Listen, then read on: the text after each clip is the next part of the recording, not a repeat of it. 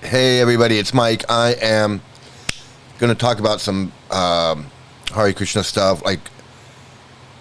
So I'm going to comment on the rantings and ravings of a Hare Krishna lunatic who documents all the crazy stuff that happens in the Hare Krishna. So I'm going to get right to that. So we're going to do the opening, and let's see. Here we go.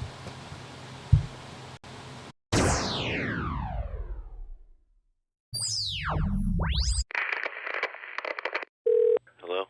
Hello.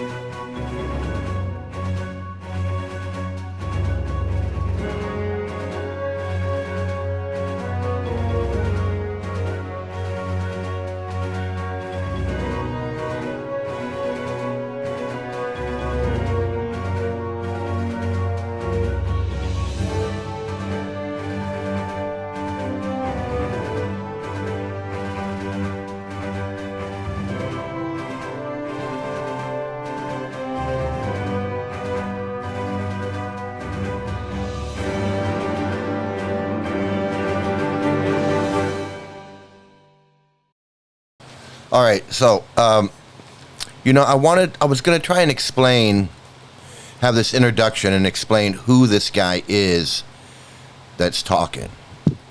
His name is Puranjana, and he's kind of like a Hare Krishna watchdog. And I had this whole introduction. I was going to explain more about who he is, but I think I'm just going to let him talk, and I'll comment as he's talking. Because there's just too much, and I'll explain who he is as he's talking. But I'm not going to introduce him like that. I'm just going to let him go ahead and just babble, and then because I wanted to show the insanity of what this cult does to people. And so let's get into this with this guy. This is he calls himself PADA, Pod. And I know this guy. I've met him in person, had many conversations with him, met him in L.A., and let's see. We got Eliana and Rafael. Yeah, hey, great to see you guys. So I'm going to just let this go, let him talk a little bit. And of course, I always jump in. I can never let anything play. But I'm going to just let him start talking. So here he is. Let's go. A number of devotees have requested me to write a book, and I decided it's just not going to be possible for me to write a book, so I'm going to make an audio book, and maybe it can be transcribed later on, who knows. But I thought if I gave my life history, it would help people understand how I came to be, let's say, the black sheep whistleblower of the Krishna religion. So people wonder how I came to this position in the first place, and I don't think they really understand my history and really the history of ISKCON. So I'm to all this history, and I think it's important for people to realize what happened because, as Madhvacharya says, those who understand history, the itihasa, they are eligible for liberation. So we need to know the history of how ISKCON came to be where it is now and how Are you a business owner looking to hire abroad? Native Teams is your solution. When you discover top talent across became, let's say, a thorn in the side of this current status quo of modern day ISKCON or corporate ISKCON or the institution known as ISKCON, the International Society for Krishna Consciousness. So I wanted to start out with some of my early history because I think that will show people how I had certain ideas that developed in my early history of being part of ISKCON and being associated with Prabhupada, the founder of ISKCON, and how that shaped my ideas for later on becoming a critic of the direction ISKCON was going in. Now, all that's not really necessary. Just, we don't really need to hear all that. I don't know, but he loves to present himself as, I don't know, something. But I'll tell you, well, let's see what he has to say. So I wanted to start with my earliest history and just roughly or briefly go over that so we can get some perspective on how I came to be who I am now. So first of all, my first encounter with Krishna was actually in a hippie shop. This is what I'm talking about. This is this opening story of how this, like, it's so important to them that it's the basis for their whole being. Like, I was in a hippie shop. In Los Angeles, it was a shop that sold marijuana, paraphernalia, that type of thing. So they were called hippie shops in those days. So I went into one of these shops and I saw a picture on the wall, and it was actually Krishna with his hand up in the air, and there was a cow. He was like blessing a cow in this picture.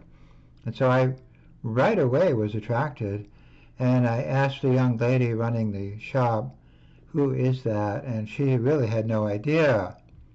So I think possibly I had some previous connection to Krishna, because right away I See, right there, like, he had some previous connection with Krishna because he walked into a head shop in Hollywood, in LA somewhere, and saw a picture of Krishna on the wall, and Krishna's blessing a cow.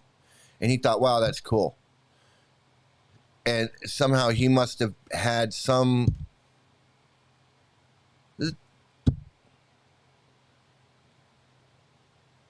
I don't know how to explain. I don't know how to explain that insanity. But every Hare Krishna has a similar story as this. saw this figure which seemed oddly familiar or important to me. So later on, I was driving down Sunset Boulevard, and I saw a small group of Hare Krishna devotees chanting on the side of the street. There was only maybe 20 people at the most, and there was women dressed in saris, men with shaved heads wearing robes. And I immediately stopped, and I didn't know what it was, honestly. But I did have this feeling that I was going to become part of this, whatever this was. So I just came up to these people and I says, "What is this?" And they said, "Well, we're the Hare Krishnas." And I says, "Whatever this is, I want to do this." That's what I told them right off the bat. And they said, "Well, come to our temple and you can find out more about it." So I went to the temple. Okay, so it sounds like he went to a head shop to get some rolling papers or a pipe or something, maybe score some weed or something, because he's not a Hare Krishna, so he's not following any four regular principles or anything. He's just a normal guy. He walks into a head shop. This is he said it's a marijuana shop. So he went in there to either score some weed or get some paraphernalia or something to do with getting high. And then he says right after that, he's high. Obviously, he's high, stoned. And he's going down Sunset Boulevard or Hollywood Boulevard, and he sees the Hare Krishnas. He's high as fuck because he just scored some weed or smoked some weed. I mean, that's what he's saying. And so now in this stoned out mind, he's like, "Oh my God, I saw the picture of Krishna, and I see these Hare Krishna guys," and he runs out. First of all, I don't know if I believe the story, but it's all these details in the story. I don't know if I believe all this, but anyway, it's probably happened something similar to this. And he runs over and he goes, "Hey, who are you guys? What are you doing?" You know, it sounds like that movie Hare, where the guy drops some LSD and he's having a trip out, and he sees the Hare Krishnas, and next thing you know, he's dancing with Hare. I mean, and I'm sure that I'm sure that happened many times. You know, back then. You know, like I said, these Hare Krishnas were everywhere back then, so I'm not surprised that this happened. But for him to try to turn this into some spiritual thing is really laughable. Which was on La Cienega Boulevard. It was a small house, really, and I was at the Sunday feast, and I asked this devotee named Kanu Priya how I could join the movement and become part of the Hare Krishnas. And he said, well, there's no room in this temple. If you want to move into a temple, you have to go to San Francisco. So I didn't realize this, but he was not really a representative of the temple. The temple really would not have told me to leave, but he was just acting as a sort of a spokesman for the temple. But anyway, it was a blessing in disguise, because then I drove to San Francisco to join there. But when I got there, it was even worse, crowded temple situation, and they said, there's no room here. You'll have to sleep in your car.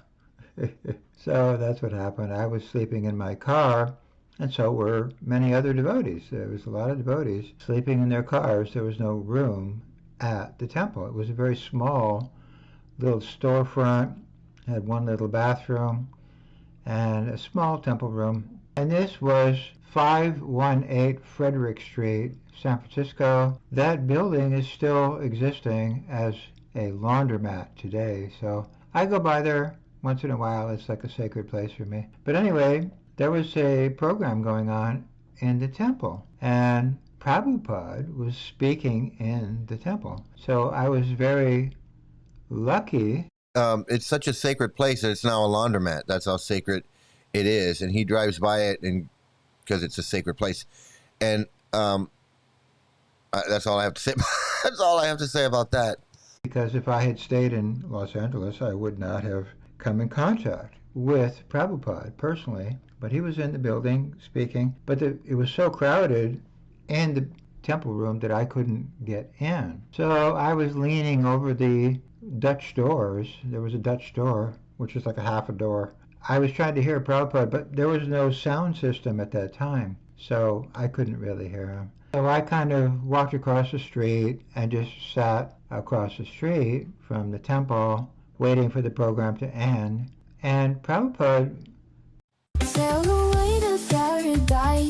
Sorry about that. This music was generated with the tool I'm showing you today.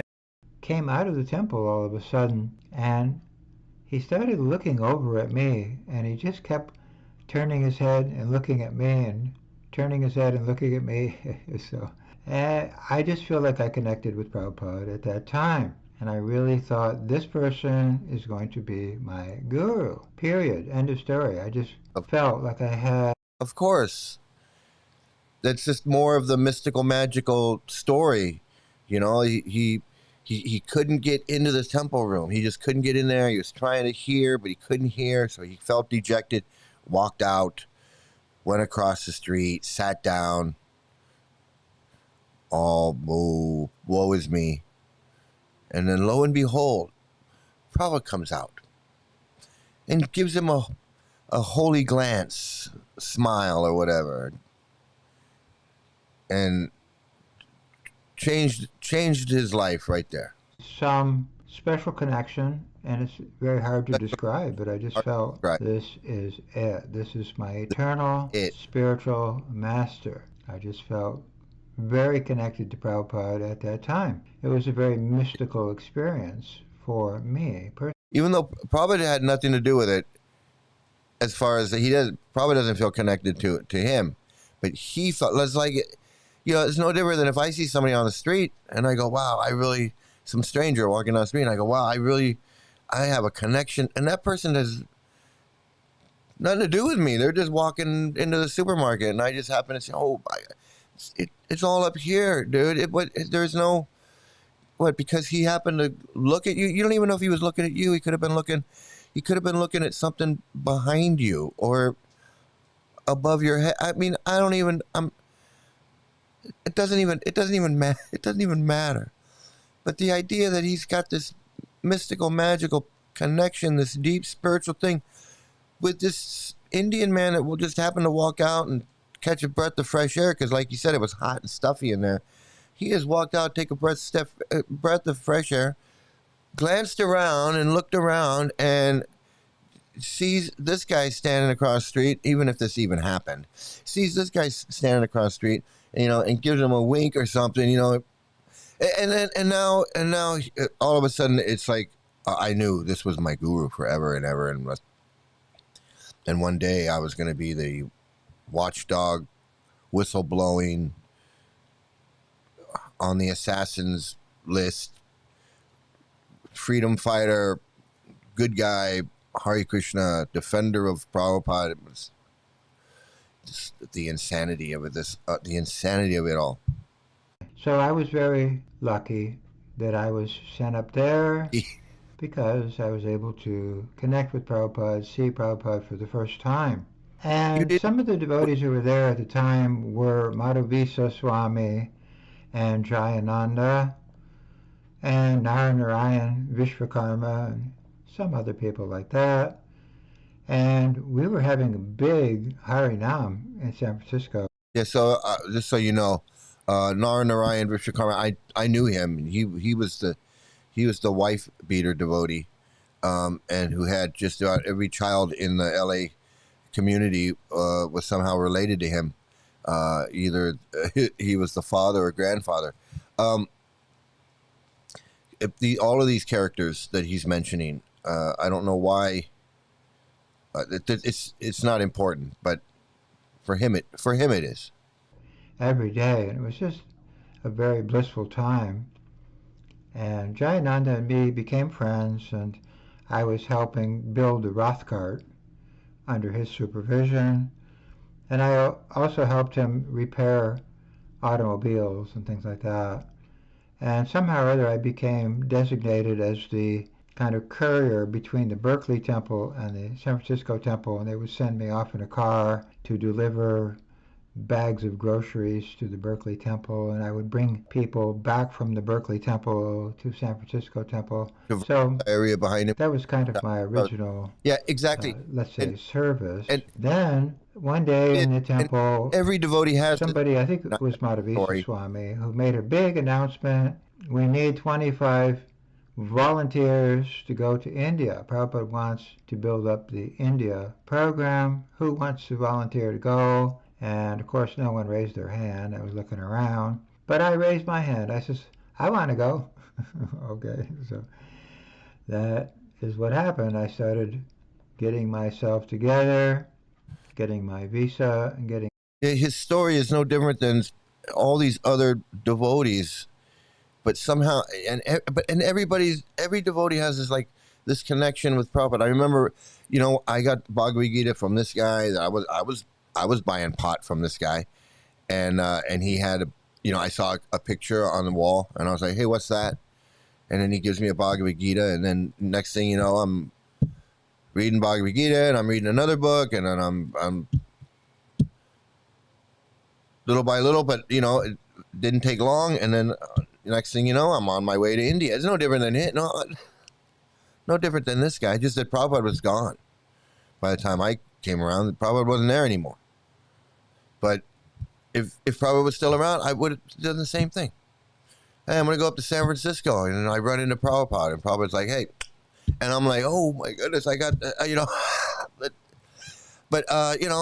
I remember I got I was in a record store or something, and I pulled a cassette tape or something off the wall, and I was looking at it, and there was a song that had Hare Krishna in the name of the song or whatever.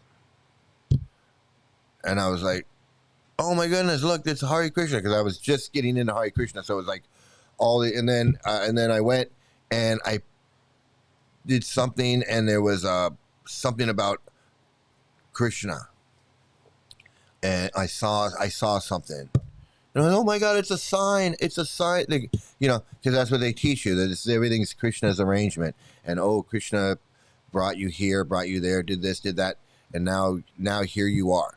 He went to the head shop and there was a picture of Krishna on the wall, and then he saw the devotees on Hollywood Boulevard, and somehow he knew. It's like I could say that. It's like, when I was in junior high school, I went to Westwood. Hare Krishnas were there all the time. They were there all the time. We used to see them, and there'd be a big crowd, and we wouldn't know what the crowd was, and we'd go, "What's going on over there?" And we'd run over there, and we'd be the Hare Krishnas, and we'd be like, "Oh, Hare Krishnas," and then we'd just go somewhere else, and that would happen like 3 or 4 times until we realized that big crowd, that's just the Hare Krishnas over there, and when we stopped getting in, but I didn't take that as a sign. I don't think that that was the beginning of my, or anything like that. But these guys like this guy, they're so brainwashed because it all fits into their philosophy that somehow Krishna arranged this whole thing. But the children that were in these schools, Krishna didn't care about.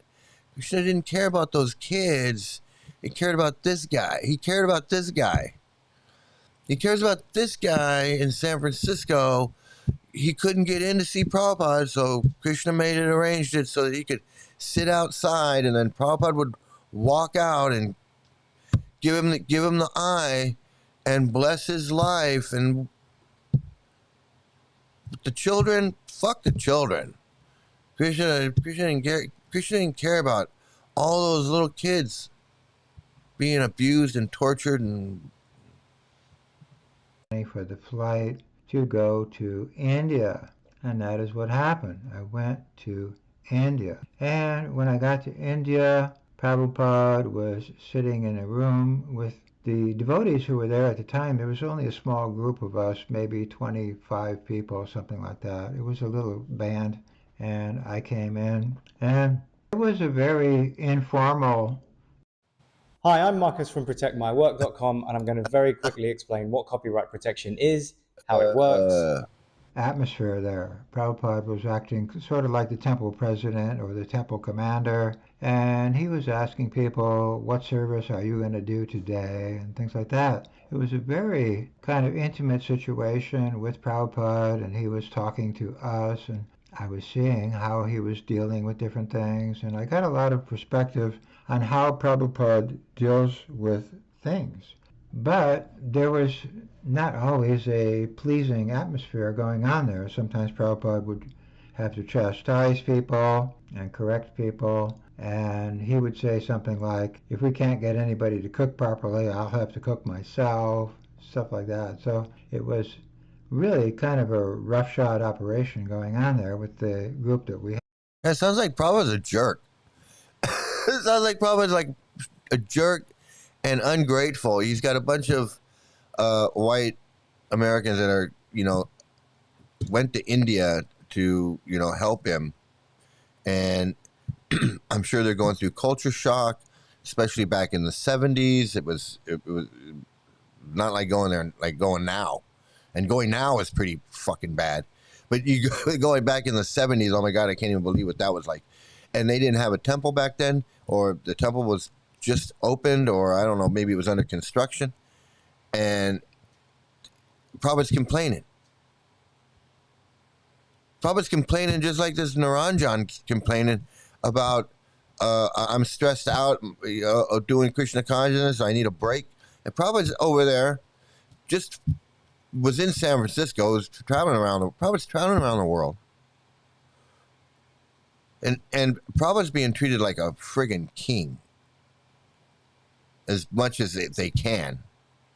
He's driving around in limousines. They're renting them, or they're donating limousines, raising money for limousines. He's flying, sometimes first class.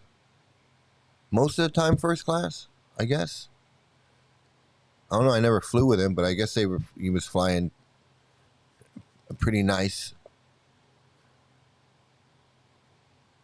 And he's not eating like kitri and 4 almonds and a banana in the morning, Prabhupada's having a nice friggin' meal.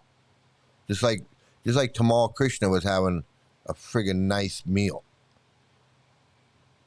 The meal I had with Tamal was like, it was like fancy restaurant. It was like fancy restaurant food. You know, it was like Indian, but I mean, it was pretty friggin' fancy. It was good. But it wasn't like what they cook. It was not like Sunday feast meal. It wasn't even like, I don't know what it was. It was pretty good. I have to say, it was pretty good.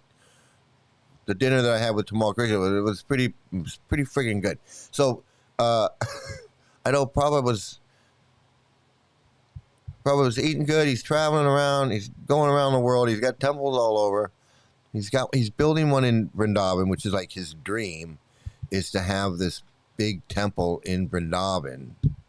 You know, even though it's on the outskirts of Vrindavan, but that's okay. He doesn't care because he's just happy to having a big temple being built in Vrindavan. And he's complaining about he's complaining about his disciples about the cooking for him.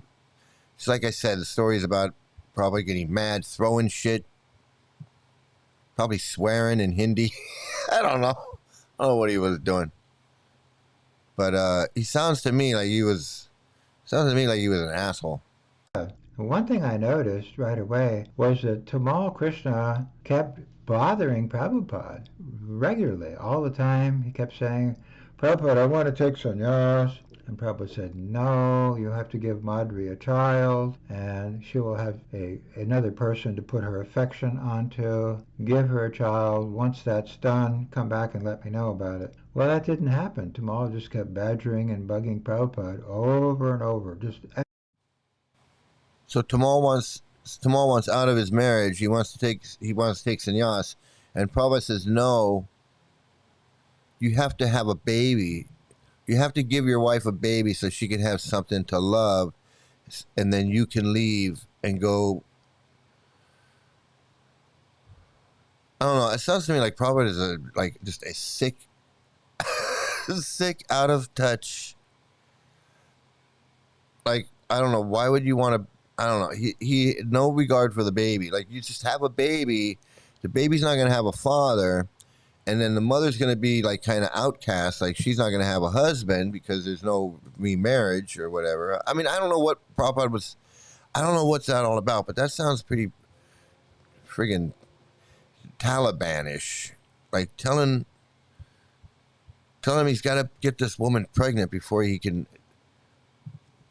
Every day, same thing. Prabhupada, you have to give me sannyas. And I said, gosh, this guy is very motivated. He wants a position. So let's just say I didn't have a lot of confidence in some of these big leaders right out of the gate. I just didn't feel like they had the proper.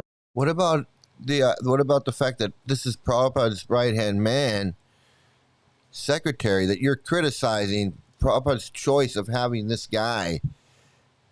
He's like, I don't have a lot of confidence in who Prabhupada chose to be his, and the decisions that are being made by this guy. That Prabhupada has confidence in this guy, but Puranjana didn't have confidence in the guy. And so then Puranjana wants to say, probably what Puranjana is saying is, I was right because I knew back then that Tamal was slimy. Prabhupada didn't know Puranjana was slimy. Puranjana just, Prabhupada just went, he had no idea what was going on, and that Tamal would end up doing horrible things or whatever he wants to accuse Tamal of doing. But basically, if he says, I didn't have confidence in what Prabhupada was doing with Tamal because I felt Tamal was a slimy person, and Prabhupada didn't think Tamal was a slimy person, so Puranjana evidently knew more than Prabhupada. Puranjana was smarter than Prabhupada because Puranjana knew back then that Tamal was questionable, and Prabhupada didn't. With Prabhupada. Or let's just say I thought they were somewhat disrespecting of Prabhupada. Then I heard a very kind of odd story that Prabhupada had been locked up in a room in Los Angeles just before he came to India, and he was going to India to basically hide out from these leaders who were trying to take over the movement in the United States. And there were supposedly 4 swamis, or the early sannyasis that Prabhupada had made, who were trying to force Prabhupada to sign over ISKCON to them. And so now he was in India. And so then I kind of realized, wow, why is Prabhupada spending so much time in India now? After he had said he wanted to do everything in the West, he's spending all his time in India. And that kind of gave an explanation. He was trying to, back away from those leaders in the United States and kind of reformat. And procrastination isn't your fault. It's reset things. Then I had heard that that may be true. I just want to say that may be true, but that's his speculation. We don't know what Prabhupada was doing or why Prabhupada was going to India, why he was doing things he did. It's pure speculation. And again, he's implying or inferring indirectly that Prabhupada was not in control of what was going on, and that Prabhupada was afraid of these guys, and that Prabhupada needed to, like Naranjan, he needed to take a break, go to India, figure out what he's going to do. You kind of like, Krishna consciousness was stressing him out or getting whatever, and so then he had to go back to India, and that's what Naranjan's saying. Hey, I was stressed out. I don't know if I want to India. I don't know what I'm going to do. I got to go back to India and just hang out. The Swami, who was one of the early leaders, had a big falling out with Prabhupada over different issues. He didn't like the devotees dressing up in robes. He wanted the devotees to dress in suit and tie. And he had stolen Prabhupada's Bhagavad Gita manuscript and tried to sell it to publishers, claiming it was his. In other words, Kirtananda was, let's say, another motivated person who was trying to, let's say, usurp Prabhupada's position and become, let's say, a self-authorized authority, an authority over Prabhupada who could override Prabhupada's ideas and instructions.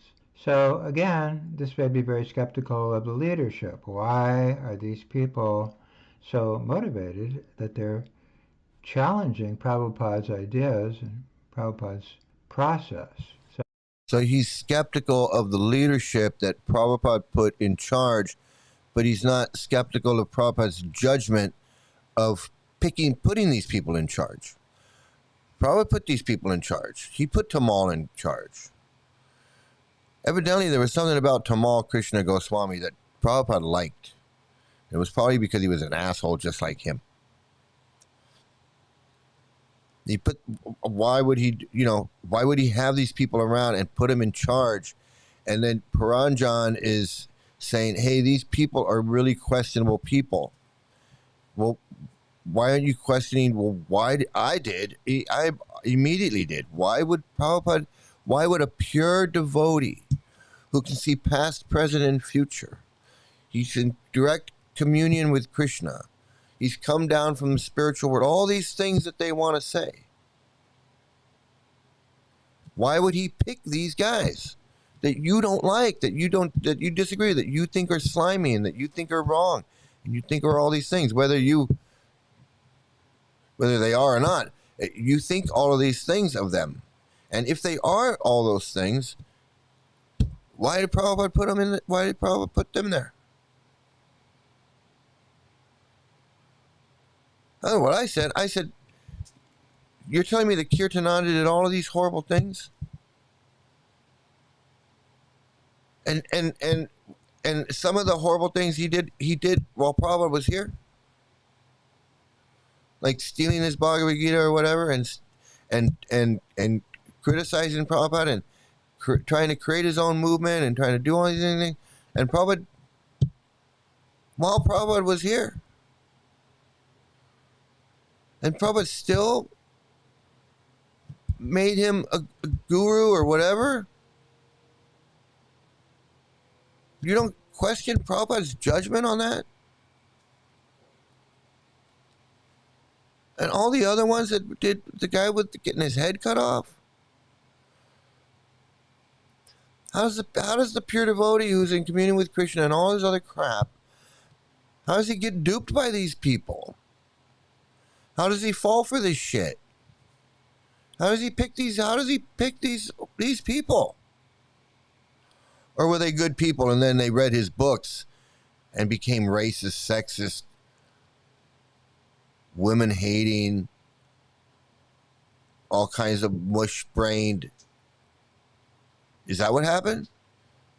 Was it after they came in contact with him, or was it before they came in contact with him? Or is it a little bit of both? Or a lot of both? Did Prabhupada create these Frankensteins? Or was he unable to see that they were Frankensteins coming into his movement? I mean, either way, you got to blame Prabhupada. You got to blame Prabhupada for creating it, allowing it to go on, allowing it to fester, putting these people in charge, giving them power, not correcting them when they were wrong.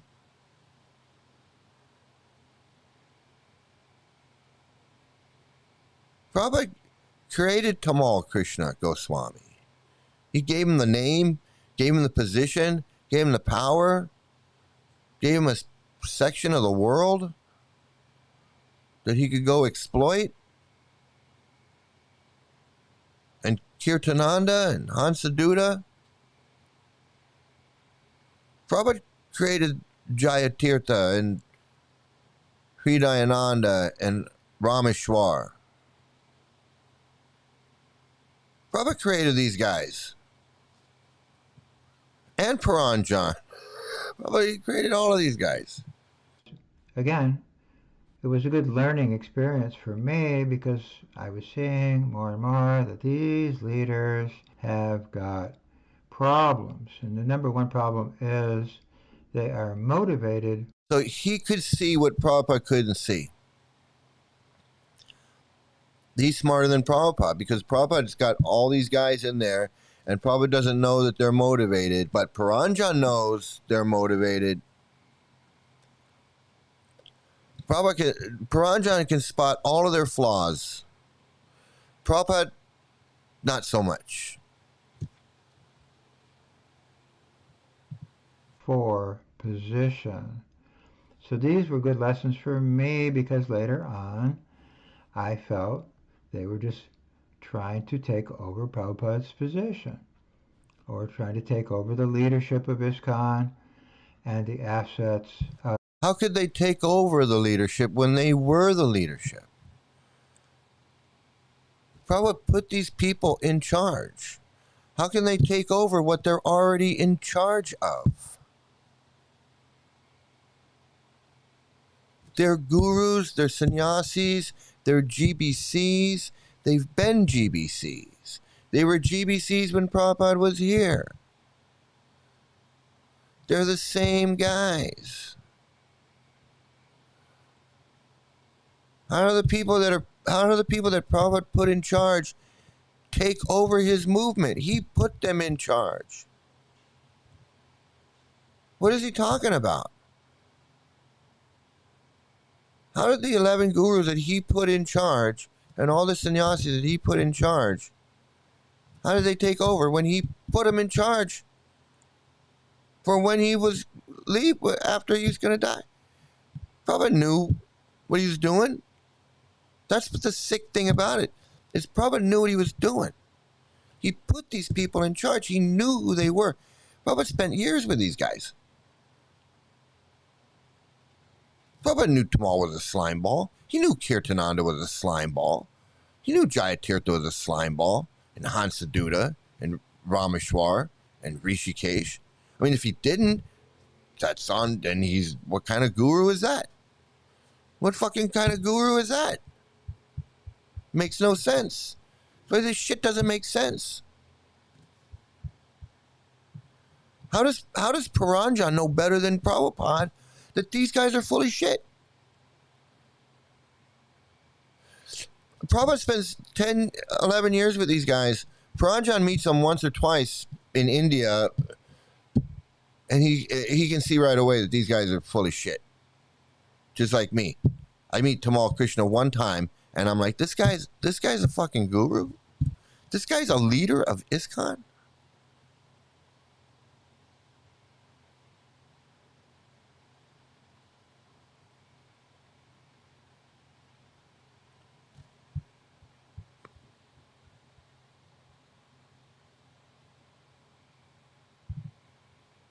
We need to file reports in the U.S. Department of Justice to expose this horrible cult and religion for an investigation. The entire doctrine is rigged and unlawful. It's hell on it.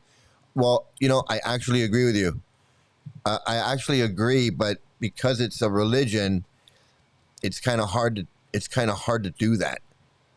But I totally agree with you. 100%. And all you would need to do is just study the what's in the books. You study what's in the books and just put it down like in a flow chart or in an Excel spreadsheet. All the dangerous shit, like dangerous philosophy, dangerous actions. What you fill that on it? It would definitely be like a criminal indictment, racketeering, human trafficking, child marriage, domestic violence, child sexual abuse. So many things. They'd be liable for wrongful deaths, for suicide. They'd be liable for damages for so many lives harmed by abuse. They would if it was a company like Kodak or a pizza company or Papa John's or CVS pharmacy, or if it was a company like that was doing the shit that these Krishnas are doing, they would shut that shit down. They'd shut it down, and people would be indicted, and they'd be going to trial and going to jail.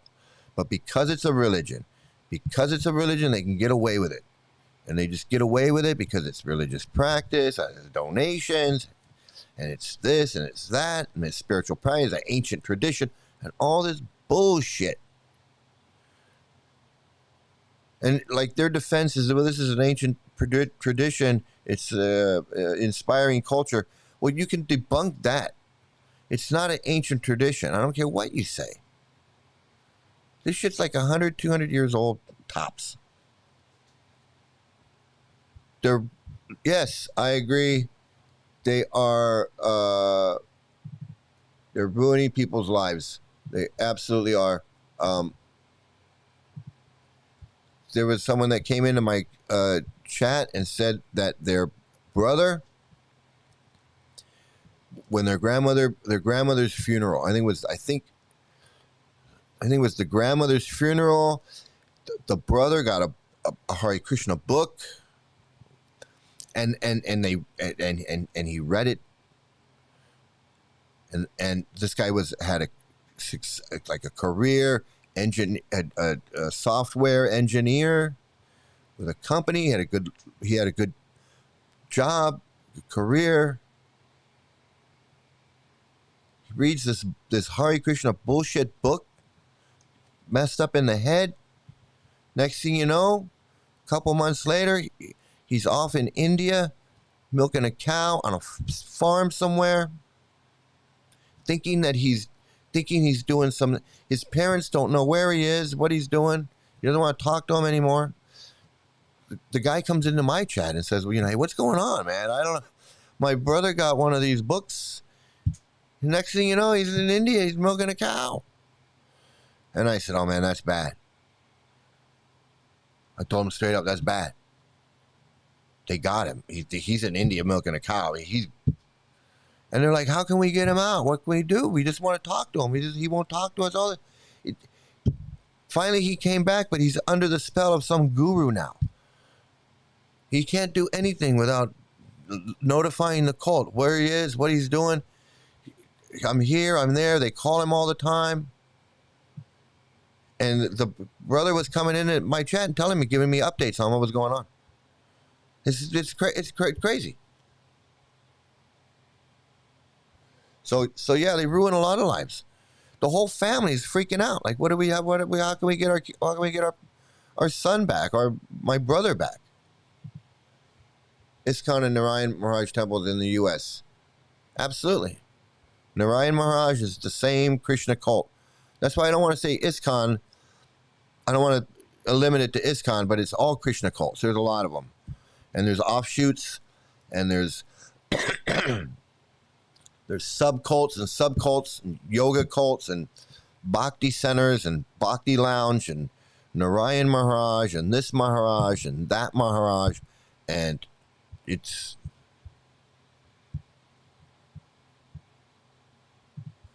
ruining people's lives. I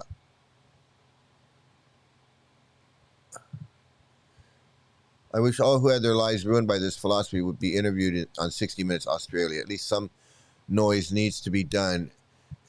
You joining thinking you'd be happy chanting and end up...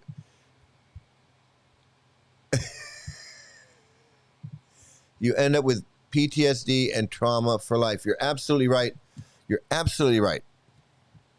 Absolutely right. And it's not like, oh, you have to be molested or you have... No.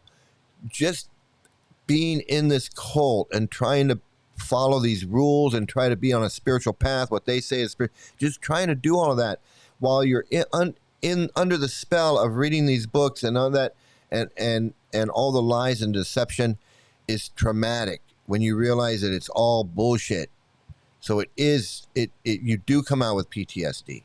You can come out with trauma. And then if you're really abused, let's say you end up with a guru and you're donating money to the guru and you think you got this guru this and this guru that, and next thing you know, he's bouncing out with some young girl. And your whole spiritual life is like, what's going on? Now it's like your eyes are forced to open. Like, you can't hide it anymore. Your guru bounced out with an underage girl. What are you going to do? There's no way to spin that. So now what do? Do you reject all gurus and all things and all religion, and now you're inadvertently accidental atheist because this guru fucked you up, and now you don't know what you're doing, and now your whole life is shattered? You wanted to be a spiritual person, and now you don't know what's going on in the world? All because you got messed up in some stupid cult? Some stupid cheater guru? And if you're a woman, that guru could come for you one day and be like, hey, what if we go in the back?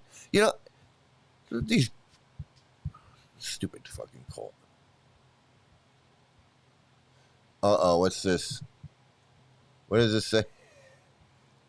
Let me see, what's going on here? 2 days ago, Grangadas, disciple of Radha Swami, along with Indian actress Hema Malini, went to ISKCON Naperville and collected over $1 million.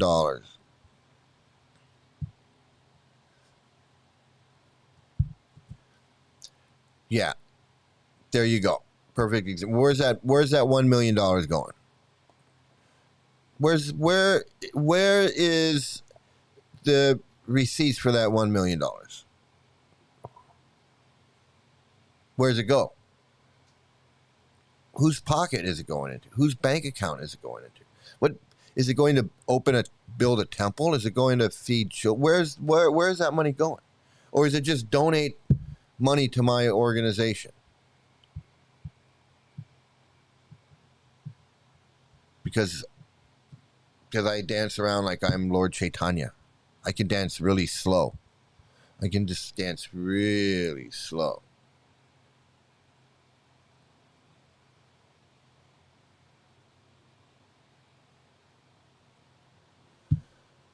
Fucking bullshit, man.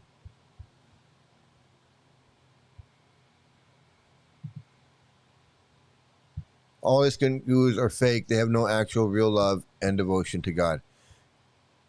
You know, that's a big blanket statement to make, but I agree with that more than I disagree with it. I do agree with that. And even the ones who there may be some that actually they don't even know. They know. I ain't gonna bullshit. They all know. They all know. You don't get to the level of guru and not know the things that Prabhupada says about blacks, and know the things that Prabhupada says about women, know the things that Prabhupada says about rape, know things about Prabhupada said and did about child abuse. Know the things, the history of all of this stuff. There's no way. It's not possible. It's not possible.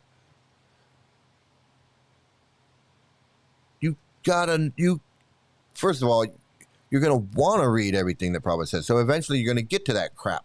But by the time you get to that crap, you're going to be like, you're going to just gloss right over it. Like it don't even matter. Oh, Prabhupada says women like to be raped. Oh, so what? They don't care. Prabhupada was 22 years old when he had sex with his 11-year-old wife. They don't care. They absolutely do not care. Not one even little tiny bit.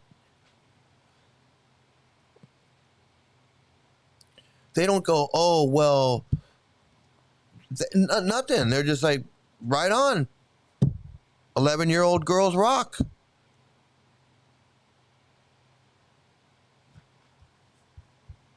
They're not going to say that's wrong. They're going to go, well, because, the gopis, Prabhupada says,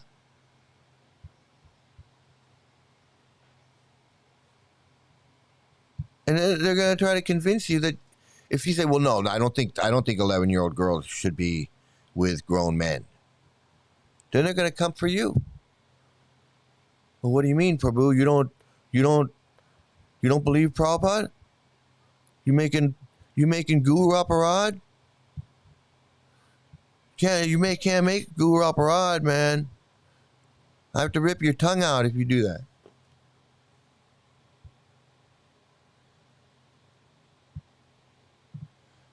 Narayan Maharaj has caused the worst cases of women abuse at his temples in India, absolutely.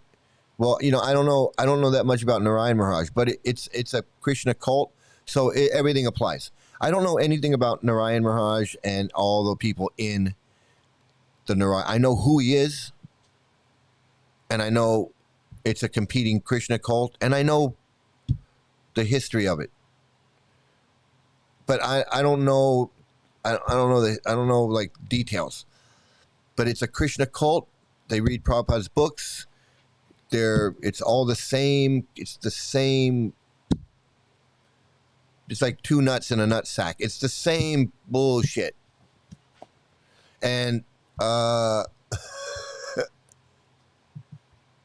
they're all pot growers in Badger.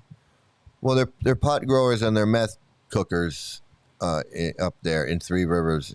See, I spent time up in Badger. I know I knew some of the devotees that lived in Badger. And Krishna Kata, I knew Krishna Kata. She passed away. Radhakunda lived up in Badger for a while. I knew him. There was a couple devotees that lived up there. Yashodanandan lived up there in Badger for a while. That's where I met Yashodanandan, was up in Badger. There was I don't know. I can't remember all the devotees that I met up there, but there was a couple devotees that were drug dealers up there. They were like meth heads and pot dealers and whatever. Absolutely. I mean, those were some crazy days. I was back in the 90s. That was back in the 90s, and well, those are some crazy days up there. You will experience real human abuse if you join this religion. Absolutely, it is. Yeah, absolutely, it's horrible. This is a horrible religion.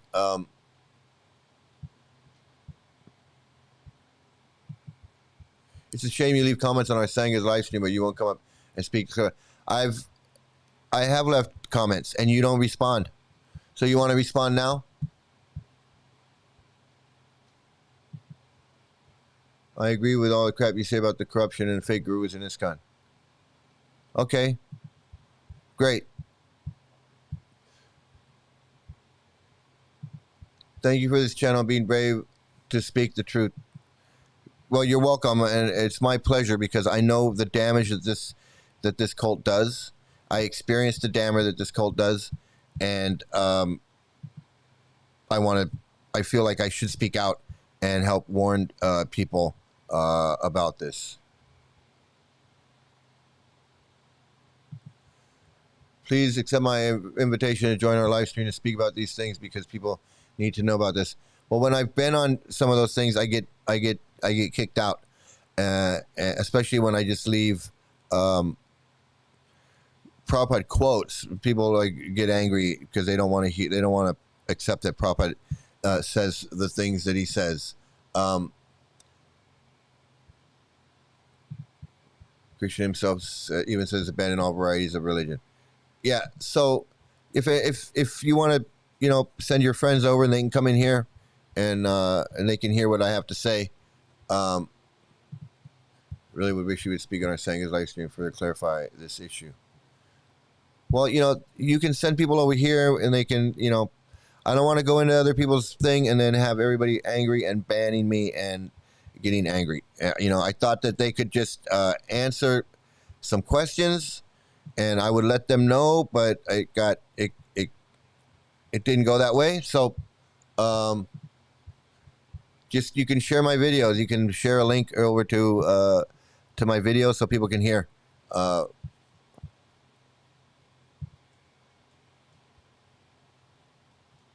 Okay, yeah. So here you go. Ex-Swami Guru Kripa went in the 70s with a bunch of pickpocket devotees to Japan, and were stealing money, Rolex watches. Massive operation Krishna Balaram Temple in Vrindavan was built on this nasty project. Probably knew about it. Yeah, Guru Kripa was with Yashodanandan, and they would go and they would do whatever. I don't know. strong arm people for money, strong arm people for donations, and that's what I heard. I heard some stuff, like some mafia tactics that they used to employ. So that's why I'm saying, like, and they're proud of that. They're proud of that type of stuff because, hey, anything goes for Krishna, by hook or by crook. So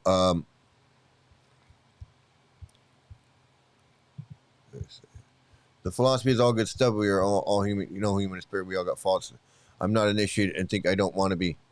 Well, no, the philosophy is not actually good stuff. Saying that women have small brains and are less intelligent and are the cause of man's suffering, and that men should just avoid women, and women are only really good for having sex, and then you can just discard them when you're done with them, and you can go to the forest and be a sannyasi or vanapra, whatever. That's not good. It's not good philosophy. The philosophy that everybody who's not a devotee is a karmi and a demon, and you should avoid them and you should shun them. You shouldn't have anything to do with them. That's not a good philosophy. I remember when my daughter was in the school in LA, and the teachers and the people at the temple were telling me that I was living with my parents because I was a single parent and I kind of needed help at the time. And they're telling me, no, you shouldn't be associating with your parents because they're not devotees. You should just come move into the temple. And all the friends that I have, and you're going to work with non-devotees that are eating meat. You work with meat eaters and all this kind of stuff. That's not good philosophy. That's not healthy. That's not good. That's not good. Think that everybody's a demon because they're not chanting Hare Krishna? Literally, everybody's a demon? Because when it comes down to it, that's what they believe. We're not following the four regulative principles. And it gets even deeper than that. The things that Prabhupada says, and it's not philosophy. This has nothing to do with philosophy. This is superstitious beliefs. Superstitious beliefs. It's not philosophy.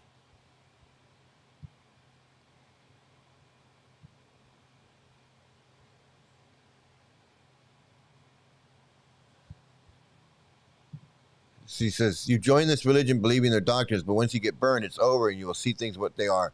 This religion is not practical for living in the real world. You know, okay, you bring up a great point. A lot of people, I went to the temple and I liked the flowers and all the incense and the music and the chanting and the kirtan, and it was all fun. I loved it. It seemed like, you know, that's what was missing from my church when I was growing up. My church seemed boring and dull and a pain in the ass. But going to the Hare Krishna temple was like a party. There's food. Everybody's happy, singing and dancing, jumping around and having a good time and praising the Lord and offering incense and flowers. And it just seemed like, wow, this is a lot of fun. And everybody's having a good time. Sunday feast. And you think that's what it's going to be like. And it's not. It is when you're doing that, that's fun. But the rest of the time when you're not doing that, these devotees are miserable. Because it's miserable. It's a constant mental battle to stay in this imaginary state of imaginary bliss that you're not really in. And you're not, it's not, what did you say? It's not practical for living in the real world. It's like this stressed out Swami. He's doing Hare Krishna for 50 years and then now he's all stressed out. And he's got to take a break from being Hare Krishna. Being a Hare Krishna devotee and being a guru and rising up the level in the stage of realization is too much for him. Now he's got to take a break. And so what is he going to do while he takes a break? He's going to do more Hare Krishna. He's going to do more Hare Krishna. This is insanity. You just said that you're so stressed out from Hare Krishna, you need to take a break. And then the next sentence is, so while I'm taking my break, I'm going to just focus on kirtan, japa, and reading. So then what is it that you're taking a break from? Aren't you doing that already? Like, aren't you reading chanting japa and reading? I mean, what the hell is he saying?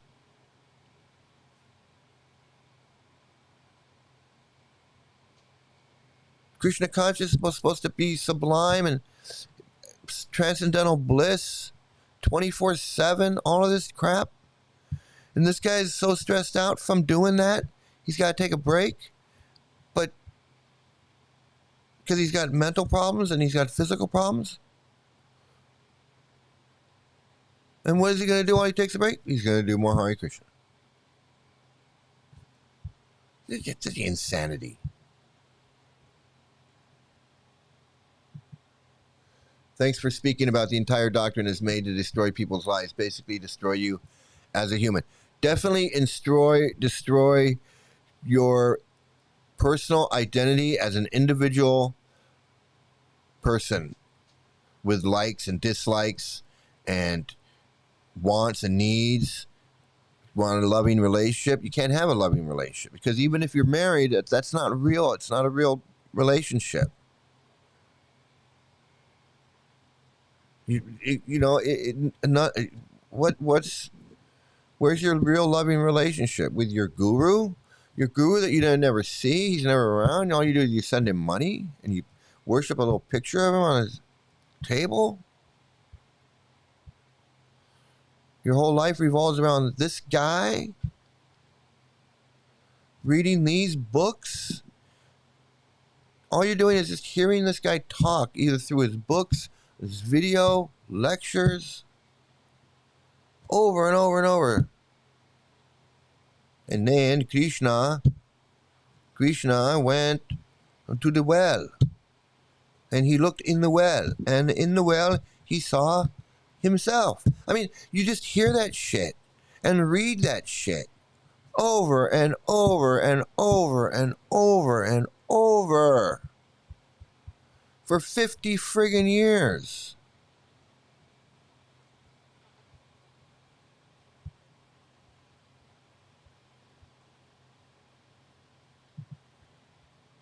Hardall said all men are like dogs and should not even be left alone in a room with one's own sister. Yeah, because Prabhupada had mental problems when it came to women. Prabhupada couldn't have a loving relationship with a woman. He didn't know how to have a loving relationship with a woman. I don't know if there was a problem with his mother and father, and why Prabhupada wasn't able to have. Maybe it's the forced marriage thing. Maybe it's because his wife was 11 years old and he was 22. And she thought of him as this repulsive old man. You know what a 22-year-old man looks like to an 11-year-old little girl? Who wants to have sex with her? It's disgusting and scary at the same time. It must be terrifying and frightening to have this Prabhupada guy come in, his big mustache, and coming in, and this little girl, and he's like, come here, and he grabs her hand, takes her in the room, and undresses her. I can't even. Fucking disgusting piece of shit.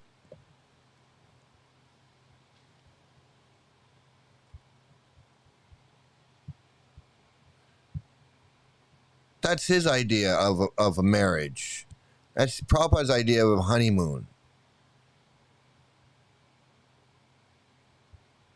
So is he putting his so what's Prabhupada's philosophy? Or it's not philosophy. What's his mental fantasy? Men shouldn't have relationships with women. Better not to get involved with a woman. Well, then why is Lord Shiva married? Why has everybody got a wife except me? I'm not supposed to have a wife. I'm not supposed to get involved with women. Krishna's got 18,000, 16,108 wives. Lord Shiva's got a wife. Indra's got a wife. Everybody's got a wife. But evidently having a wife is bad. Because Prabhupada was not capable of having a loving relationship with his wife. I mean, he can't even convert her. She's not even his follower. What a failure that is. She sells his books for some chai or some tea.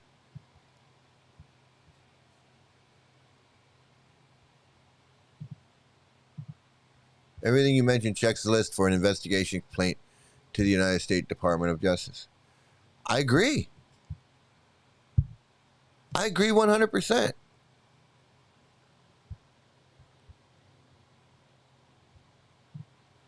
They bluntly discriminate women. It's disgusting.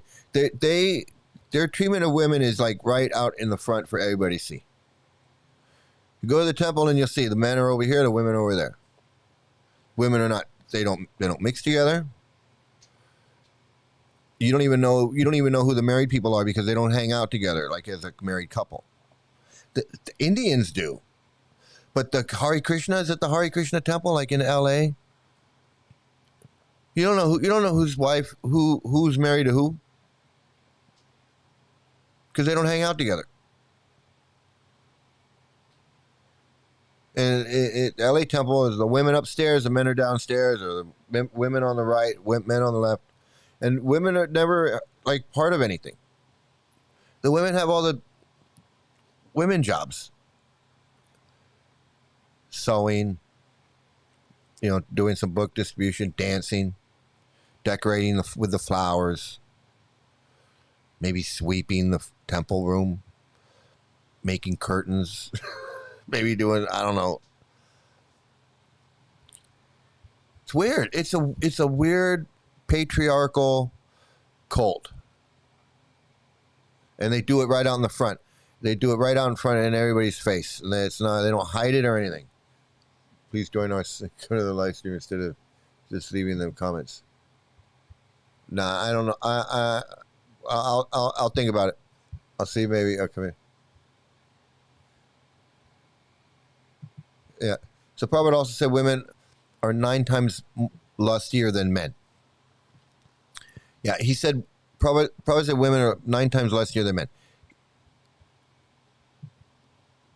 Meanwhile, India is the rape capital of the world, right? Like women are gang raped in public, on city buses, in a city park, on the steps of a temple. Women in India are, and it's not just Indian women. They'll attack tourist women. They'll, they rape their own women, but they'll, tourist women, if they're traveling alone, they're not safe, on a bus or a train or a taxi. I mean, women should not be traveling in India on their own.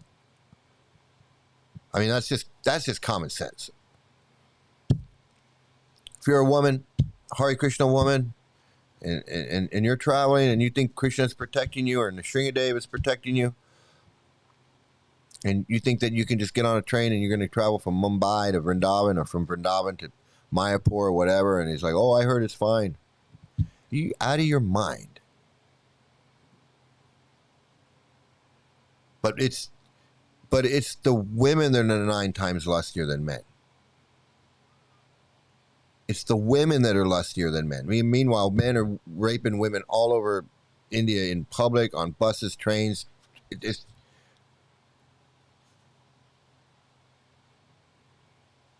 But women are 9 times lustier than men.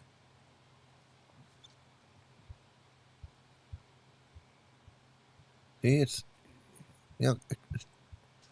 and women have small brains, so women aren't smart enough to figure that out.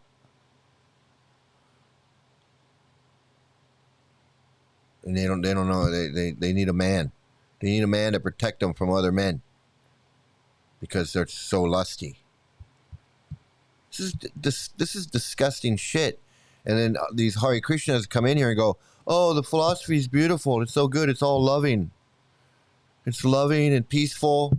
What's wrong with that? What's wrong with feeding people?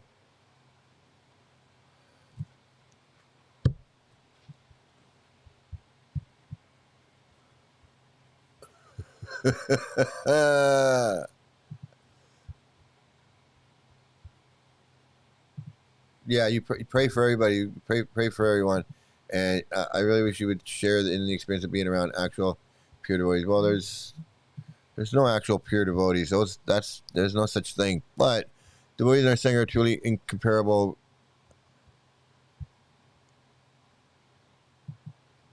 The devotees in our Sangha are truly incomparable. I really wish you would share with us. I appreciate the kind words, but pure devotees preach the same philosophy that has destroyed my life and others. Hey, listen, I'm really sorry that you had a bad experience with these guys.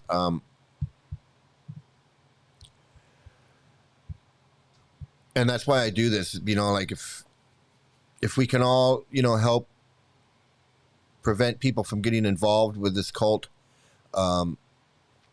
share our experiences and raise awareness that ISKCON is a cult. It's not just some fun vegetarian restaurant, Govinda's restaurant. I mean, I can't tell you, I don't even want to think about how many people who just go to Govinda's restaurant, they never heard of it. It's an Indian restaurant. They go, oh, it's vegetarian. It's a vegetarian restaurant. I love vegetarian food. Let's go to Govinda's. And they get a little book.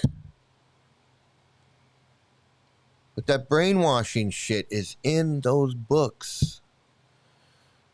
If all that brainwashing shit didn't work, they wouldn't be printing it up and putting it in books and giving them away and selling them. They wouldn't be doing that. Same thing with Scientology.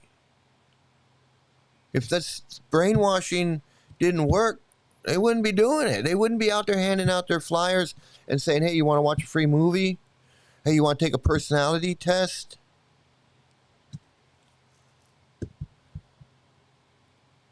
If Jehovah's Witnesses walking around handing out those Awake magazines, going door to door, if that didn't work, they wouldn't do it.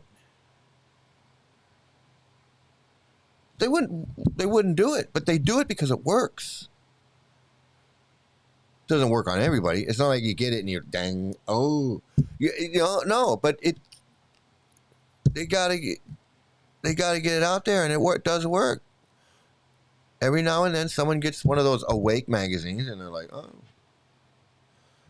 the lamb and the lion lay down together in the future, and we're going to be 44,000 of us are going to go to heaven, or whatever the bullshit is. And every 10th person or every 19th person, it's like statistics. Otherwise, they wouldn't do it. So this Hare Krishna shit, same thing. They're out there at Venice Beach. They're having their parade. Their parade's a big deal. There's like getting a bunch of people at one time on one day. We're going to just wham. It's like blitzkrieg. The whole beach or the whole Central Park or the whole Golden Gate Park or whatever it is, the waterfront, wherever they do it. We're just going to just bombard that whole area. It's going to become Krishna land, and we're going to sell thousands of books that day. And then it's fishing. Oh, I got one. And then they wait the next later that day or the next day is like, how many people show up at the temple saying, hey, I was at your thing yesterday. I was at your festival yesterday, man. I had a great time. I wanted to come down and see what it's all about. I wanted to see what this temple, I had so much fun. And the food, oh my God, the food was great. So I came down to the temple. I wanted to see you came down to the temple. Let me show you around. Let me show you around. My name is Bhakta whatever, and this is Veda Vas Das and whatever. And wow, you're so fortunate that you got a book, and you're so fortunate you came down. It's really Krishna's mercy. You must really be an intelligent person. And then it starts. And the next thing you know, you're on a farm in India milking a fucking cow. You got some friggin' guru. That's what happens. It's exactly what happens. Exactly what happens.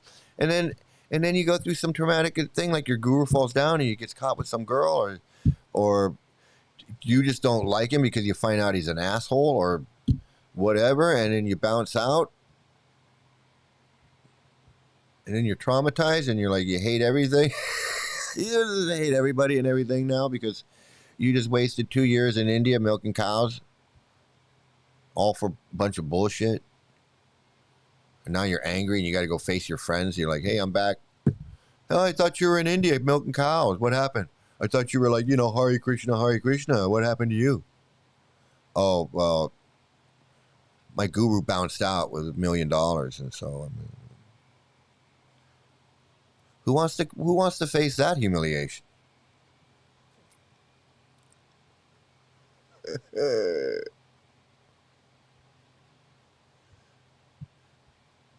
not in the mood. I'm not in the mood for fanatics. The philosophy is rigged. Well, it's not even philosophy. It's just superstitious beliefs. I hate using the word philosophy when it comes to Hare Krishna because it's just a bunch of their superstitious beliefs. So I'm not even going to validate their cult saying that they have a philosophy. I'm not going to validate them by saying that they have a philosophy. They have superstitious beliefs. A demon head is eating the moon. That's not a philosophy. There's a four-headed guy growing out of on a lotus flower growing out of the navel of a four-armed guy that's sleeping on a snake that has 9 heads, that's really his brother, that's laying on an ocean of milk. That's not philosophy. That's superstitious beliefs. I have a superstitious belief. I believe that if I don't worship Govardhan Hill, snakes are going to bite me and kill me. That's not philosophy. Believing that Krishna plays the flute and the gopis come run and they have a sex orgy down by the river is not a philosophy. It's a superstitious belief. Believing that that chanting the magic words makes Krishna dance on your tongue and connects you with Krishna and whatever is not a philosophy. That's a superstitious belief.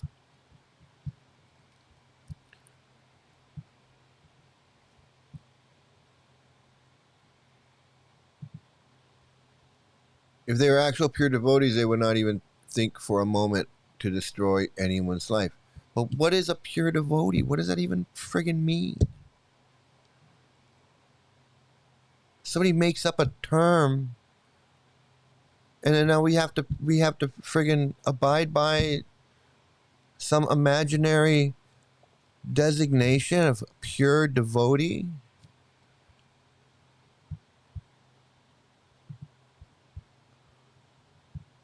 But I understand what you're saying. Yeah, it's, you know, there's no such thing. You call these guys pure devotees while they're doing all kinds of crap, and then you got people that are actually doing great things in the world, and nobody knows who they are, even cares, and they're not famous or anything.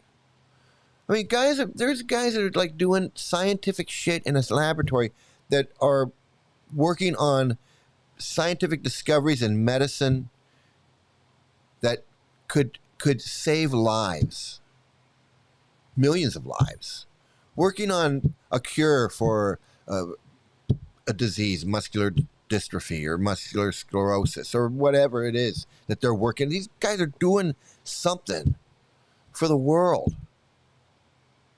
And they're not famous. No one's praising them. No one's putting flowers by a little picture of them. But they're doing immense work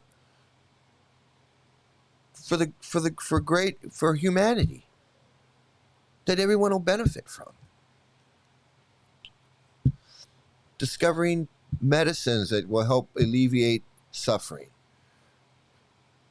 Medical treatments to help people that have lost limbs and are in pain, and cure eyesight, cure people's hearing, brain injury, all kinds of things that these scientists and medical engineers or whatever are working on and creating and inventing. These are great achievements for humanity and for the world and for mankind. It makes life better for so many people. That's just one example. There's other people that are doing other things, feeding people, taking care of people, housing people, all kinds of stuff. And they're not famous. They're not famous. Nobody knows them. They're not called Swami. They're not flying around the world. They're not traveling and bullshit with people worshiping their pictures with flowers and incense and giving them donations for what? The fuck are they doing? Compared to people that are actually doing something? A doctor who's creating a cure for cancer or a cure for something?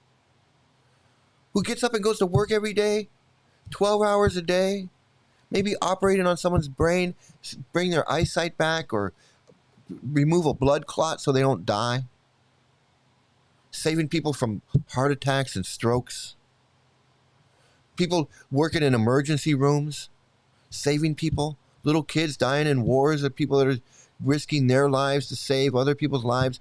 They're not sitting on some chair in a temple, sitting there while people are washing their feet and calling them Swamiji and Guru Dev and, oh, you're saving the world. What the fuck is he doing? He's a pure devotee. He's a pure devotee. He does so much. He travels around the world and he blesses people. Give me a fucking break. There's fucking truck drivers driving food and supplies and whatever, medicine, whatever,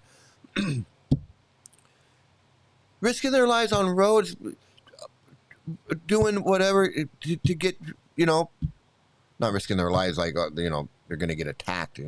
But, you know, accidents happen. Pirating happens. Robberies, whatever.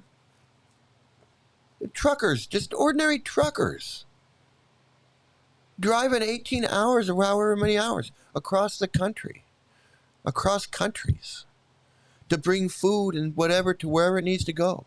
So people's store shelves aren't empty, or the medical pharmacy's not empty, or whatever. People have gas, people have electricity. People that actually go to work and do something to make people's lives better. And these fuckers gonna sit on a fucking seat and act like that they deserve to be worshipped, they deserve praise, they deserve to wear flowers around their necks, they deserve fancy food and all this for what? What the fuck do they do?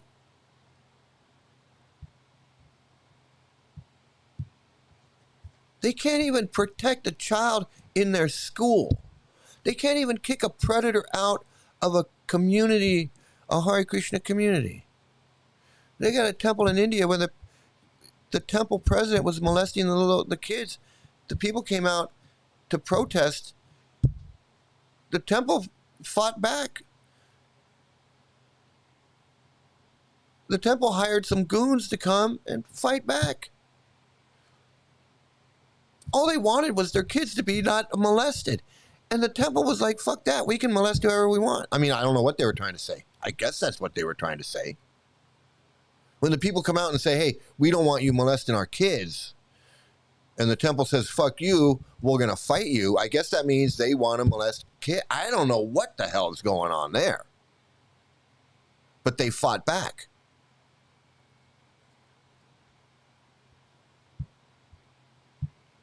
They can't even figure out that their own kids shouldn't be.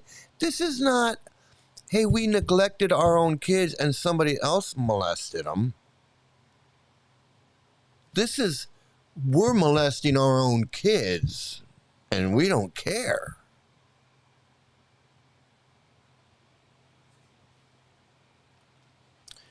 It's not like my daughter went to the school and the school neglected her and some guy jumped over the fence and molested my daughter and then ran away. That's negligence. You know, you say, well, you know, the school should have taken better care of my daughter. Why, you know, how did some guy get into the school and molest my daughter? But no, that's not what happened. Somebody in the school who worked in the school, who lived in the temple, that's who molested my daughter.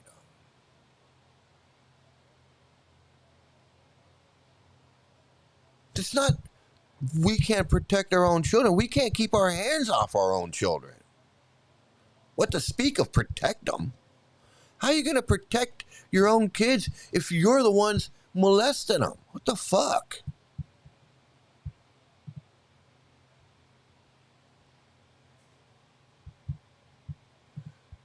There's no pure devotees, only pure fanatics. This so-called philosophy was created during Muslim rule. It was never to what does that say? Answer to Mughal rule. Yeah, you know, I don't even know. I if you try to find the reality, like an objective, neutral a historical account of what's going on from pre-Chaitanya through Six Goswami, you can't. There's no history other than Hare Krishna history. You can't verify anything. Oh yeah, his name was Kasira Dabira Mishra. Again, probably 40 million people with that name. Back then, there was probably 100,000 people with that name. can't verify that shit. Sanatana Goswami and Kaviraj Das Goswami and I mean they have a samadhi there, but there's a samadhi in Mayapur of Prabhupada, and Prabhupada's not in that samadhi. He's in Vrindavan. So how do we even know he's in Vrindavan samadhi? How do we know that the six Rupa Goswamis is in that samadhi? I mean, I don't believe anything these people say anymore.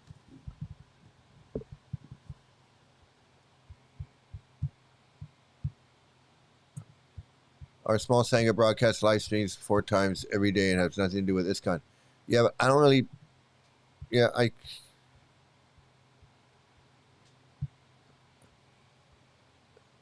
Where could I send you a link?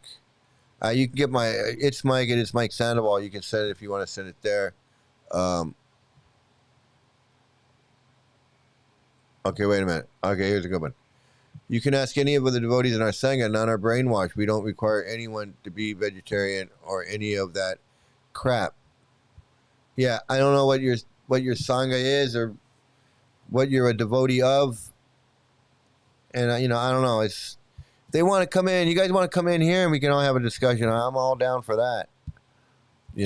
If you want to have a game, we can play in my ballpark, but I don't know if I want to go into your ballpark to play.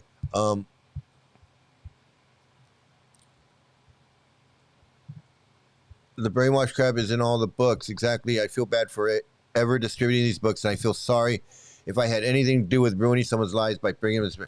I agree with you 100%, man. I agree with you. I totally agree with you. I distributed a lot of books. I got my nephew into it. My nephew got into it, and he never joined a temple. He never put on a dhoti and kurta or anything like that. But he did get into it, and when I told him I'm done, he was shocked. So I don't know what happened with him. I lost touch with him. And I don't know what he's doing. So, but I feel bad if he's still in it. I feel bad, and for all the people that I gave books to, I feel bad for them, and everybody that I ever preached to, I apologize for all that shit. I feel bad for that too.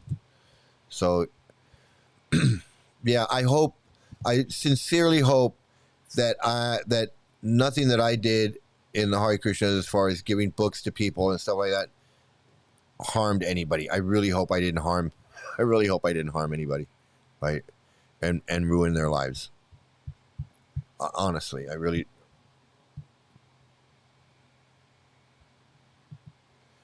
Well, there's so much transcendental love in our Sangha. Please don't think all Krishna's devotees are like bad ones. Well, the thing is, I'm not a Krishna devotee, and I really don't think there's any reason to be a Krishna devotee. So I don't want to come in and shit on your parade. I'd rather you just enjoy being Krishna devotees and go enjoy being Krishna devotees. Don't be part of ISKCON. Don't be part of any Krishna cult. If you want to go do your thing, you can go do your thing.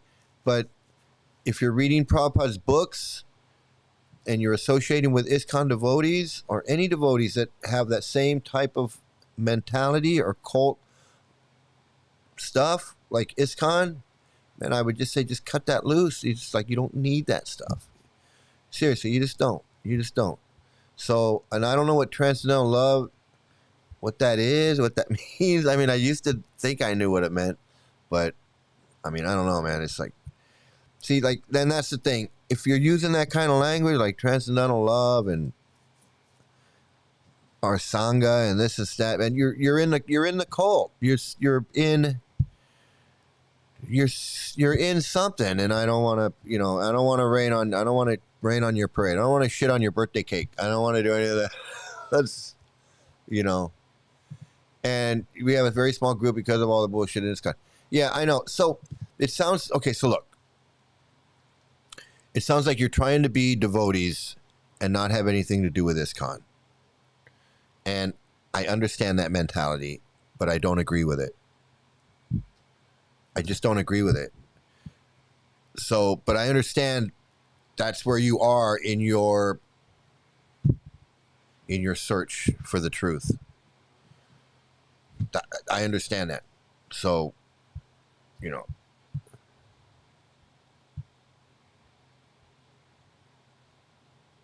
We even have a devotee that is into law and has boxes of files against ISKCON and pedo charges. Yeah, that's great. Keep doing what you're doing. I think that's great. I don't have anything. No, a pure devotee is exactly what it sounds like. No, a pure devotee to me sounds like a con artist. All right, a pure devotee sounds like a con artist who's trying to sell you something that's not real. Okay, just like any other, any other con artist or any other cult leader or any other hardcore religious leader who's trying to sell you salvation in exchange for your labor, for your obedience, your loyalty, and your whatever it is that they want from you. Usually it's your labor. You got to do some labor. You got to spread the word, distribute books. You got to go to the meetings. You got to do something. And then, but that's what a pure devotee sounds like to me. From my experience, in Hare Krishna, and outside of Hare Krishna, from what I've learned since leaving Hare Krishna, that anybody using the terminology pure devotee and transcendental and sangha, that's cult. That's a cult. That's cult terminology. You've got your own vernacular or your own language that you use to designate the way that your worldview or the way that you think. So you use certain words because you can all relate to that, and that's I don't want anything to do with that. I'm sorry. I'm really trying to be polite about it.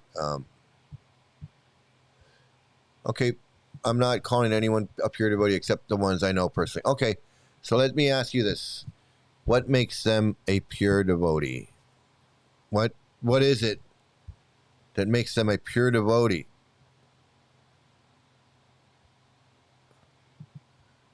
I understand where you're coming from, Mike, and these others have been wronged by ISKCON and fake gurus. So what is a pure devotee? You say that you know the ones you know personally. So the ones you know personally, I don't need to know their name, but what makes them what is pure and devotional about them that makes them, I don't know, that causes you to give them this designation of pure devotee? What is it? Because they know some verses in a book? Because they can recite some scriptures to you and tell a nice story to go along with it? Because they're following 4 regulative principles? Because they're chanting on some beads, some magic words? Because they're doing that, you give them this designation of pure devotee?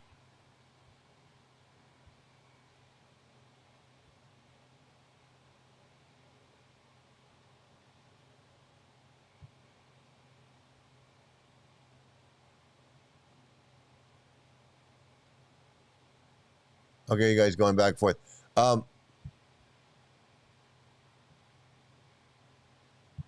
Yeah, I'm not going to put all this stuff up, but yeah, I mean,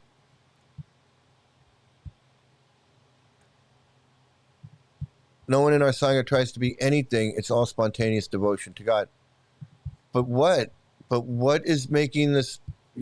What is this pure devotee person? Okay, wait a minute. Here we go. A pure devotee is an individual whose heart's desire is just to know and love God.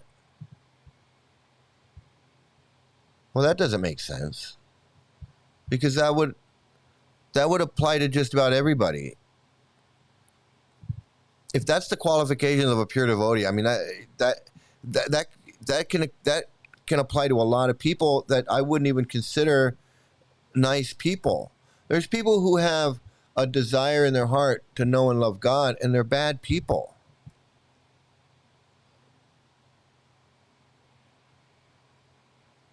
They think they're good people because they're like, "Hey, I love God. I'm this religion. I'm that religion, and I'm a good person." Meanwhile, they have a lot of hate in their hearts for other people, and they might even do bad things.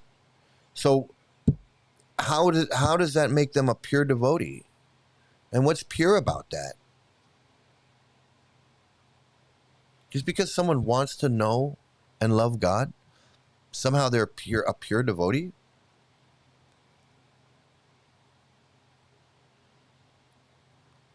Then I got to say, if that's the qualification of a pure devotee, then pretty much everybody's a pure devotee then.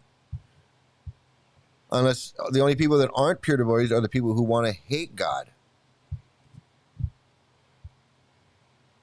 So what makes your if a pure devotee is just someone who wants to love and know and love God, then what makes your sangha special? That's everybody.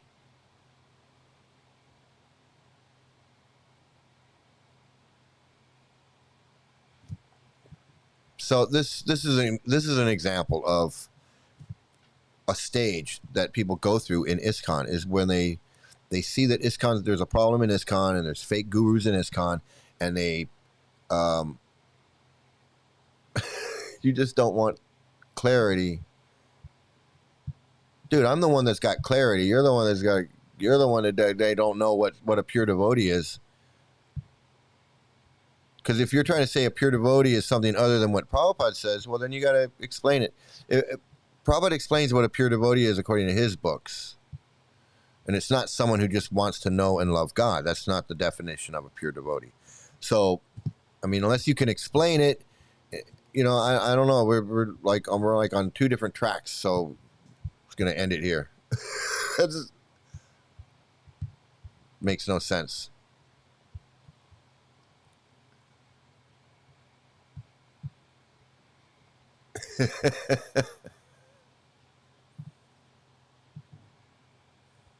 Yeah, because people can actually have fun. It's not like having fun and doing fun things and, doing whatever you want to do there's nothing wrong with it when you're not in a cult. If you're in a cult, then there's a lot of restrictions. There's a lot of things that you can't do because they want to restrict your personality. They want you to conform.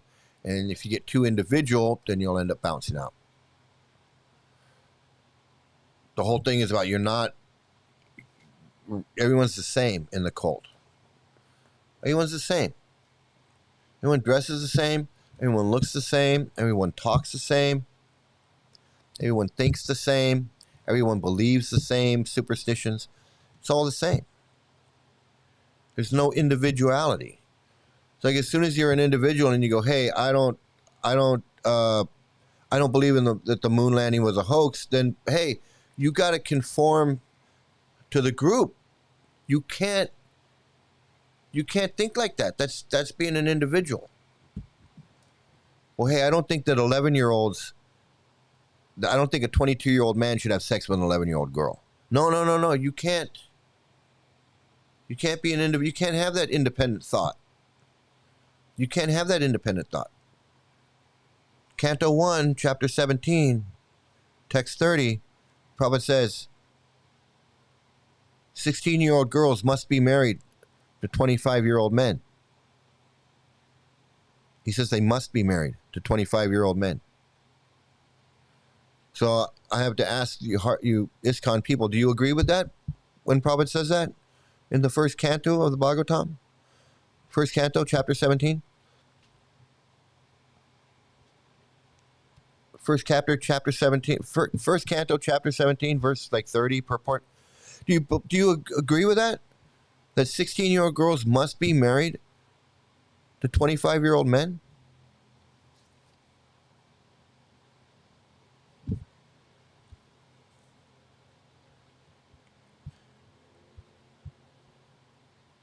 what to speak of an 11-year-old girl? You think Prabhupada was right to have sex with an 11-year-old girl when he was 22? Do you think that's acceptable and that's okay? Does that make him a pure devotee?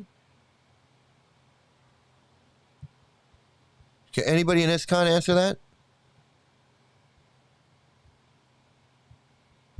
Can any of you Hare Krishnas out there?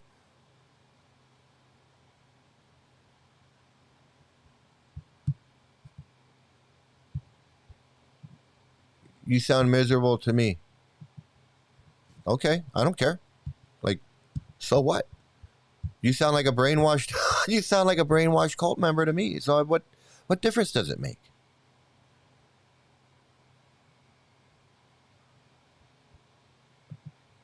Have fun, speak so.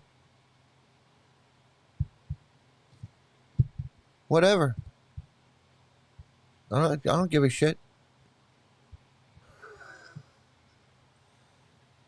So, but again, this is an example of the insanity of a cult member. Like they know that the gurus are fake. They know they're falling down, 83 years old, having sex with a disciple, getting their heads cut off, assassinating devotees in a van in Los Angeles, molesting little kids and killing them in West Virginia, burying the bodies under a river,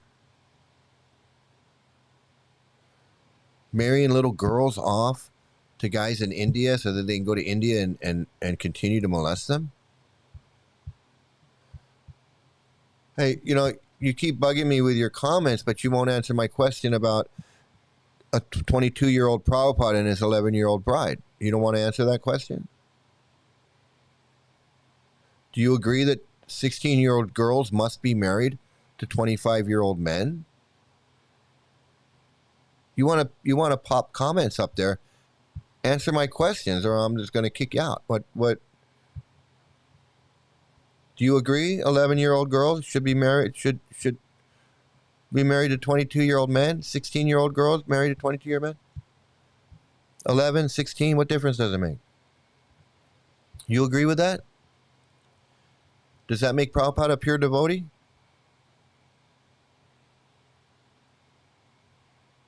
Bye. So you can see you can see the insanity of these Hare Krishnas. They want to be Hare Krishnas. They know it sucks. They know that the gurus are fake and phony, having sex with little girls, having sex with little boys. They know that's going on. They don't want to face it. They don't want to admit it. They don't want to admit that Prabhupada was 22 years old, had sex with an 11-year-old girl. They don't want to admit that, even though he says it himself. They got it on tape. You can go listen to it. I'll play it one day. We'll listen to it all together.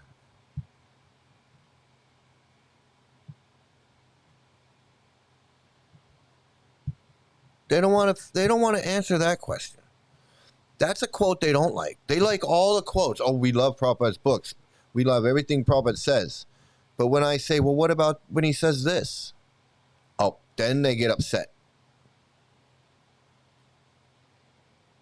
This is what they tell me. They say, that's bullshit. That's a bunch of bullshit. Why are you spreading that crap? Well, it's not crap. It's the truth. And then when they find out it's the truth, they don't have anything to say. Because when they thought it was fake, it was crap. But when they find out it's real, they don't want to say it's crap anymore. Because they don't want to say that what Prabhupada said is crap. It's crap when I say it. But when they find out that that Prabhupada really said that, then they don't want to talk about it. They'll only talk about it when they think it's bullshit and I'm making it up. But when they find out it's real and Prabhupada really said it and they can actually hear him say it, they don't want to talk about it. They don't want to talk about it. I will never join a cult again in this life or other lifetimes. They took the Vedas and created a rhetoric to brainwash and abuse humans in real time. We're not in the 1700s. Yeah, it's not even the 1700s. Yeah, it's 16th century. The 16th century bullshit. I lost 20 years to this cult. 20 years. I went in when I was 30. I came out when I was 50, and I was like, what the fuck just happened? Literally. I came out and was like, whew, I got out of this thing, but I'm 50.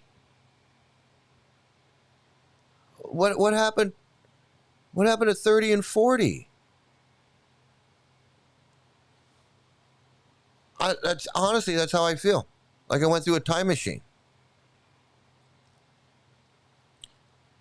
Like I got transported 20 years into the future. And all that 20 years of Hare Krishna crap is just bullshit, gone, waste, later. With nothing to show for it. Nothing. Absolutely nothing. Gone. Just 20 years, just gone.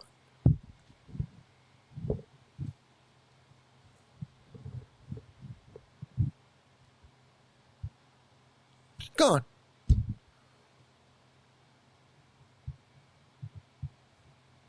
The entire philosophy is made to destroy people's lives. That's why they are all so miserable and poisoning others. Completely fanatical, punishing those who question the beliefs by using shots. Absolutely. And you bring up a good point. Let me read that again. You bring up a good point. The philosophy is made to destroy people's lives. Yes, they want to destroy the old you, and so they can create the new you in the way that they want. So they destroy your old family. You don't have a family anymore. You whatever you were doing in life, you're not that anymore. You're not a software engineer anymore. You don't have your parents aren't your parents. Your job's not your job. Your kids aren't your kids. Your body's not your body. And then they have to, and they're so fanatical that if they don't keep chanting and reading, reality comes back and smacks them in the face. And they go. So they just got to stay. They got to stay in it. They got to stay. They got to be the hamster on the wheel. Once they step off the wheel, reality sets in. And so they're like, oh, back on the wheel again. And it just destroys people's lives. You're just working for this cult. Just working for this fucking cult. 80 years old, you're pushing a shopping cart full of books around a Costco parking lot, trying to sell people a book they don't want. Around the DMV or Pasadena City College or El Camino City College. Hey, come here. Hey, you like John Lennon? I got a book. Want to do it? It's fucking bullshit. And people falling for that shit. They don't know any better. They don't realize what they're getting in on. And that's why I'm doing these videos. If you said you lost your faith in this, they say you made offenses. They literally have a lame, punishing excuse. Yes. Every cult, it's the same in every cult. It's your fault. It's not working. Scientology, you're not auditing enough. You need to do more auditing. You need to do more. You need to do more chanting. You need to do more reading. You need to do more Bible study. You need to do more distributing books. It's always your fault. It's your fault, your fault, your fault. You're not doing enough. It can't be. There's no way it can be Krishna consciousness. It's got to be something else. It's got to be you. Because this is scientific. It's authorized. It's ancient. All that bullshit. It's none of that. It's none of that.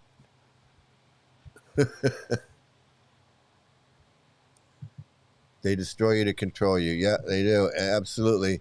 And be a nothing in this world and live a fake, repressed life, which is not okay. Yeah, it's not a healthy life. You know, I mean, obviously this guru's got to take a break. He's got to take a break. And the other guru is 83 years old, and he's still trying to get in some woman's pants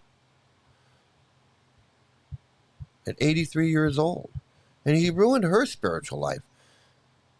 She's a disciple. She just wants a guru so she can, and now she ends up in bed with a guru, and she's probably going, what the hell did I do? How did I get here?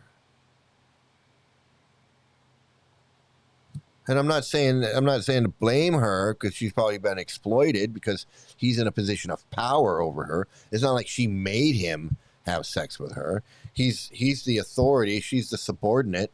She's the victim. She's absolutely the victim. Thank you for having the courage to speak the truth. Hey, you're welcome. It's my pleasure, because I know that it needs to be done. I don't see anyone else. I don't see anyone else that's speaking out in real time right now against the Hare Krishnas. And I'm not saying I'm special. I'm not saying I have anything like that, but I feel like it's something that needs to be done, and I'm willing to do it, and I can do it, and I am doing it. So you're welcome. And I'm going to end it here. I want to thank everybody for joining me. I'm going to do more of this with this guy. He's got a lot to say, and I got a lot to comment on it. And I cut it kind of short earlier. We only did 15 minutes. We only did half of it.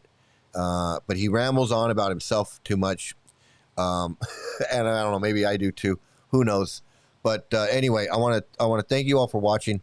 Have a great day, great night, great morning, great afternoon. Like, share, and subscribe. And have some great luck. And please stay out of a cult, everybody. Thanks again.